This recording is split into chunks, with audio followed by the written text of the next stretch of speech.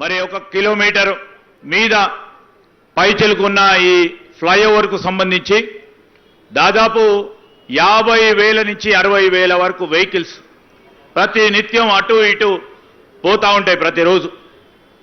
ఇన్ని వేల వెహికల్స్కు సంబంధించి ఇదే ఫ్లైఓవర్ పరంగా రద్దీని సరళీకృతం చేసే ప్రయత్నంలో ఈరోజు యావత్తు జంట నగరాలకు సంబంధించి ప్రధానంగా ఈ కూడలికి సంబంధించి సాఫ్ట్వేర్ రంగంలో పనిచేస్తూ ఉన్నవారు, సర్వీస్ రంగంలో పనిచేస్తూ ఉన్నవారు, లేకుంటే ఇతర రంగంలో పనిచేస్తూ ఉన్న వారికి అటువైపు ఉన్న అనేక కాలనీస్, కొత్త కాలనీస్లో వారు స్థిరపడి ఈరోజు రెసిడెన్షియల్ కాలనీస్లో ఉంటున్న వారికి పొద్దున పూట మరి 10 గంటల లోపల పోతే పోయినట్టు, లేకుంటే 15 నుంచి ఒక హాఫ్ అన్ అవర్ వరకు అరగంట సేపు ఆలస్యమయ్యే ప్రమాదం ఈరోజు ఇప్పటి వరకు కూడా కనబడతా ఉంది.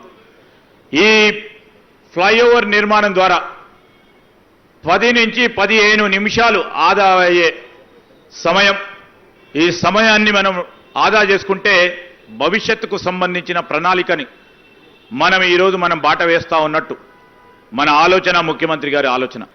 రోడ్లే కానీ, అండర్ గ్రౌండ్ టన్నల్సే కానీ, ఓవర్ బ్రిడ్జెస్ సంబంధించిన అంశం విషయంలో ఒక ప్రత్యేక ప్రణాళిక చేసుకొని ముందుకెళ్తా ఉన్నాం.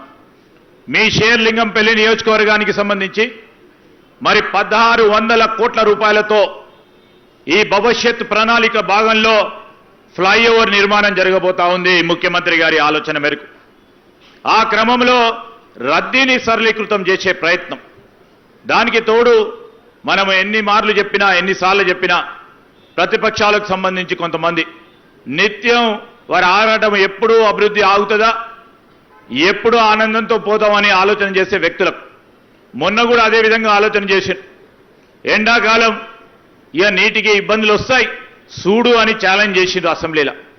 ఇదే ఛాలెంజ్ని మేము తీసుకున్నాం. ముఖ్యమంత్రి గారు స్వయాన, మీ శాసన సభ్యులు, ఈ ప్రాంతానికి సంబంధించిన అధికారులందరూ కూడా ముఖ్యమంత్రి గారి ఆదేశానుసారం ఎవరికి కూడా మంచినీటి ఇబ్బంది, ప్రధానంగా జంట నగరాలకు సంబంధించి ఎక్కడ కూడా ఇబ్బంది లేకుండా ఒక ప్రక్కన కృష్ణా నది జలాలని, ఒక ప్రక్కన గోదావరి నది జలాలని, ఇంకో ప్రక్కన మంజీర సింగూరు నదుల నుంచి వచ్చేసిన నది జలాలతో పాటు ఎక్కడ అవసరం ఉంటే అక్కడ పెద్ద ఎత్తున వాటర్ ట్యాంకులను సంబంధించిన నీటిని అందించి ఎవరికి కూడా నీటికి ఇబ్బంది లేకుండా మొన్న సమ్మర్లో ఒక యాక్షన్ ప్లాన్ తయారు చేసుకొని ముందుకెళ్ళటం జరిగింది మేయర్ గారితో పాటు.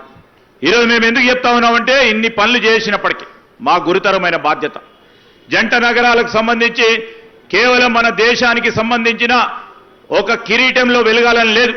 ముఖ్యమంత్రి గారు రేపు ఈ హైదరాబాద్ నగరం, ఈ గ్రేటర్ హైదరాబాద్ ప్రపంచవ్యాప్తంగా ఉన్న ప్రముఖమైన నగరాల్లో మనకు ఒక ప్రత్యేకమైన స్థానం ఉండాలని ఆ నిర్మాణ కార్యక్రమంలోనే ఇన్ఫ్రాస్ట్రక్చర్ డెవలప్ చేసుకుంటూ ముందుకు నడుస్తా ఉన్నారు.